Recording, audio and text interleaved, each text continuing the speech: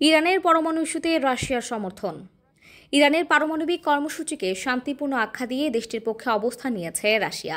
সম্প্রতি ক্রেমলিনের মুখপাত্র Dmitry Peskov স্পষ্টভাবে জানান, মস্কো চায় ইরানের পারমাণবিক ইস্যুর শান্তিপূর্ণ সমাধান হোক এবং এই ক্ষেত্রে তেহরানের বৈধ অধিকার রক্ষা করা হোক। মঙ্গলবার ৩ জুন রাশিয়ান নিউজ এজেন্সি তাস তাদের প্রকাশিত এক প্রতিবেদনে তথ্য নিশ্চিত করে। প্রতিবেদনে তিনি বলেন, আমরা ইরানের পারমাণবিক সমস্যা শান্তিপূর্ণভাবে সমাধানের প্রচেষ্টাকে সম্পূর্ণভাবে সমর্থন করি।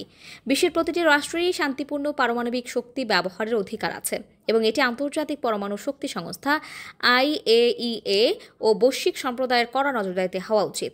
পেসকভ আরও উল্লেখ করেন, এই ধরনের কর্মসূচি বিশ্বের অনেক দেশেই পরিচালিত হচ্ছে এবং আমরা বিশ্বাস করি ইরান সহ সব দেশের এই অধিকার থাকা উচিত।